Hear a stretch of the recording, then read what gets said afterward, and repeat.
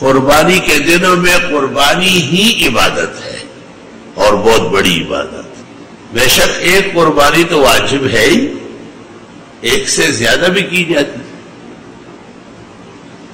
پیغمبر مرسل 2 مینڈے قربان کرتے تھے اور ایک پر کہتے تھے اللہم ھذا من محمد و آل محمد، اور دوسرے پر فرماتے اللہم ھذا ممن لم یضح من امتی، میری امت کے جن لوگوں نے آج قربانی نہیں کی، فقراء مساکین ہیں، ان کی طرف سے قبول فرما. آخری حج کے موقع پر آپ نے 63 اونٹ اپنے ہاتھ سے نہر کیے اور بقیہ کو علی کے حوالے کیا. وہ گھر کا آدمی ہے، داماد ہے، چچا زاد بھائی ہے، یہ کام گھر کے لوگ ہی کرتے ہیں. بادشاہان زمانہ، مالداران اور وقت کے سخیوں نے ہزاروں قربانیاں کی. پورے عالم میں جو مسلمان ہے، کلمہ گو ہے، اصحاب توفیق ہے، ان کے اوپر قربانی واجب ہے. اور بس جس کا مزیدار گھر ہو، پہننے کے اچھے کپڑے ہو، گھر میں فریج وغیرہ ضروریات ہو، اساس المنزل ہو، اچھی قیمتی کتابیں ہو، ہتھیار ہو، اسلحہ ہو، زمینیں ہو، جائیداد ہو، پلاٹ ہو، مکان ہو، ان سب پر قربانی واجب ہے. قربانی کا نصاب وہ نہیں ہے جو زکوٰۃ کا ہے. زکوٰۃ کا تو سال گزرنا چاہیے اور اس میں نمو ہونا چاہیے. مثلا صرف دکانیں، صرف مکان ہے، صرف زمینیں، پلاٹ ہے، جائیدادیں، ان پہ کوئی زکوٰۃ نہیں. زکوٰۃ تو ان کے حاصل پر ہوگی، ان کے فوائد پر ہوگی، اور وہ بھی سال پورا ہونے کے بعد. لیکن قربانی کے دنوں میں بھی اگر کوئی شخص صاحب توفیق ہوا، کسی نے اس کو گفٹ دیا، کہیں سے اس کو عرص ملا، کہیں سے اس کو انعام و اکرام نصیب ہوا، اور وہ اس قابل ہے کہ اس کے ہوتے ہوئے قربانی کا ایک حصہ کر سکتا ہے، تو فقہاء کہتے ہیں کہ قربانی واجب ہے. اور قربانی نہ کرنا تو غریب، مسکین، فقیر، بے توفیق، تو یقینی بات ہے کہ وہ پریشان تو ہے.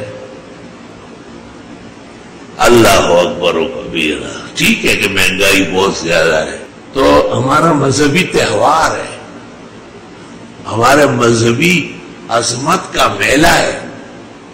اس دن منڈی میں ایک بیل 1 کروڑ کا بک رہا تھا. میں نے ایک ساتھی کو کہا کہ چلے، کہنے لگے کیا کریں گے؟ میں نے کہا تماشا کریں گے. تھوڑی دیر بعد دیکھا کہ 95 لاکھ کا کوئی لے گیا. پشاور کی منڈی میں ایک بیل 8 کروڑ کا ہے، 42 من کا بیل ہے، اور یہ 28 من کا. ہم تو فتوے دیتے ہیں کہ ایسا نہیں کرو، اس کے بدلے میں آپ 100 گائے خریدے تو 700 یا 7000 قربانیاں ہو جائے گی. اور یہ تو اگر 1 کروڑ کا ہے تو قربانیاں 7 ہیں. مگر وَلِلنَّاسِ فِي مَا يَشْتَهُونَ مَذَاهِبُ. ایک میرا بڑا محبوب خادم آیا اور اس نے کہا یہ رہا ایک مینڈا ہے اور 1,80,000 کا بک رہا. میں نے والد صاحب سے کہا کہ 1 لاکھ تم دے دو اور 40,000 میں تلاش کرتا ہوں، یہ مینڈا لاتا ہوں. میں نے کہا جاؤ لے آؤ، میری طرف سے لے آؤ. وہ غریب بھاگا رات کو اطلاع دی کہ بک گیا. ہو کیا قدردان لوگ ہیں، کیا امت کے دیوانے ہیں. پیسے کوئی آسانی سے جمع ہوتے ہیں کیا؟ وہ جو آسانی سے جمع ہوتے ہیں وہ سارے یہاں بندے ہوئے جیلوں میں یا جانے والے ہیں جو دوسروں کا مال لوٹتے ہیں. حلال خور اور حلال رقم تو زیادہ نہیں ہوتی، بقدر اندازہ ہوتی ہے، اور حلال مال اچھے مقامات پر صرف ہوتا ہے.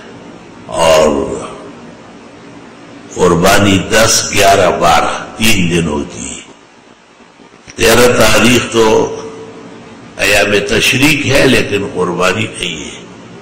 جیسے 9 ذی الحجہ کو ایام تشریق ہے لیکن قربانی نہیں۔ ابو بردہ ابن نیار رضی اللہ عنہ نے نماز عید پڑھنے سے پہلے بکرا کاٹا، قربان کیا اور پڑوسیوں میں گوشت تقسیم کیا اور عید پڑھنے آیا، اور پیغمبر نے کہا کہ قربانی عید کے بعد ہوگی، اور جس نے پہلے کیا ہے اس نے گھر والوں کے لیے گوشت کا انتظام کیا ہے۔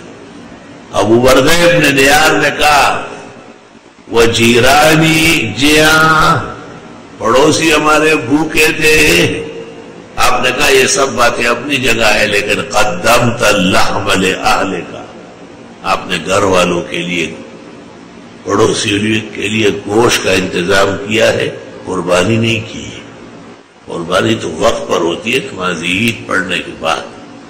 جس جگہ نماز عید نہیں ہے، جیسے بانڈوں میں، دیہاتوں میں، گوٹوں میں، جہاں جمعہ نہیں وہاں عید نہیں، اگر وہ لوگ فجر کے بعد کر لے تو علماء دین کہتے ہیں کہ اجازت ہے۔ اس میں اختلاف ہے کہ ایک شخص کی قربانی ہے، وہ باہر ملک میں ہے، ہماری عید ہو گئی ان کی باقی ہے، یا ان کی ہو گئی ہماری باقی ہے، تو آیا اعتبار وکیل کا ہے یا موکل کا ہے؟ دونوں قول فقہاء کے مل رہے ہیں۔ درست بات یہ ہے کہ ایسے دن کیا جائے کہ دونوں کے نزدیک صحیح ہو، ضروری نہیں ہے کہ اس کے لیے پہلے ہی دن دوسرے دن کر دیں، تاکہ شک شبے سے بات دور ہو جائے۔ قربانی جب ہوتی ہے اور جتنے لوگ موجود ہو سب زور سے کہے بسم اللہ اللہ اکبر، سب کو ثواب ملے۔ یہ نہیں کہ صرف ذابح جو چورا پھیرتا ہے وہ پڑھے، وہ تو پڑھے گا ہی پڑھے گا، اگر اس نے نہیں پڑھا تو جانور حلال ہی نہیں۔ امام ابو حنیفہ کیا تارک تسبیہ عمدن لا تصح اضحیتہ ولا ذبیحہ، ہدایہ رابی۔ لیکن بہتر یہ ہے کہ جب اونٹ نہر ہوتا ہو یا بکرا اور مینڈا قربان ہوتا ہو یا گائے اور بھینس، تو جس وقت چھرا پھیرا جا رہا ہو موجود لوگ سب الحمدللہ مسلمان ہوتے ہیں، سب پڑھ لیں بسم اللہ اللہ اکبر، ھذا ہوا احلال اے رفع الصوت بالتکبیر وہو من شعائر الاسلام، فتاوی تاتار خان۔ جو شخص خود ذبح کر سکتا ہے وہ خود کر لے، مردوں کو کہ ہوتے ہوئے خواتین ذبح نہ کریں، اور بڑوں کے ہوتے ہوئے چھوٹے بچے چھرے نہ پھیریں۔ فاطمۃ الزہراء بطول رسول سیدۃ نساء اہل الجنہ، آپ نے کہا بیٹی فاطمہ آؤ کھڑی ہو جاؤ، آپ کی طرف سے قربانی ہو رہی ہے۔ اور بی بی نے کلمہ پڑھا اور چھرا حضرت نے خود پھیرا۔ مردوں کے ہوتے ہوئے خواتین ذبح نہ کریں، اور بڑوں کے ہوتے ہوئے چھوٹے بچوں سے مشق نہ کرائے، یہ مشق مہنگی پڑ جائے گی۔ قاعدے کے ساتھ چلو تو دیر تک چلو گے۔ دسادر سرخپا کا زول خدی اور دسادر چخپا بار کے سادر شلیگی۔ رحمان بابا کہتے ہیں کہ جتنی چادر ہے اتنے پاؤں پھیلاؤ، زیادہ پاؤں کھینچو گے چادر پھٹ جائے گی۔ دسادر سرخپا کا زول خدی اور دسادر چخپا بار کے سادر شلیگی۔ اقصد فی مشی کا، اعتدال سے رہو، میانہ روی اختیار کرو۔ وَكَذَلِكَ جَعَلْنَاكُمْ أُمَّةً وَسَطًا، ہم نے تمہیں اعتدال کی امت بنایا ہے، ہر کام عدل سے، انصاف سے، تول ترازو سے۔ وَالْحَمْدُلِلَّهِ عَلَى هَذَا۔ تو علماء دین کہتے ہیں کہ ایام قربانی میں قربانی بہترین اور بڑی عبادت ہے۔ وَهُوَ إِرَاقَةُ الدَّمِ، حلال جانور کا خون بنیت قربانی اللہ تعالیٰ کی رضا و خوشنودی کے لیے نکالنا ہے۔ اگر ان دنوں میں کوئی جانور خریدے اور کسی وجہ سے قربان نہ کر سکے تو علماء دین کہتے ہیں پورا جانور خیرات کرنا پڑے گا، اور اگر جانور خریدنے میں دیر ہو گئی خدا نخواستہ दिन गुजर गए और उसको बकरा मेंढा या गाय का 7वां हिस्सा नहीं मिला तो फिर उतनी रकम खैरात करनी पड़ेगी। फुकरा और मसाकीन को तसद्दुक बिल कीमत वाजिब है, फतावा शाम वगैरह। अल्हम्दुलिल्लाह। बाकी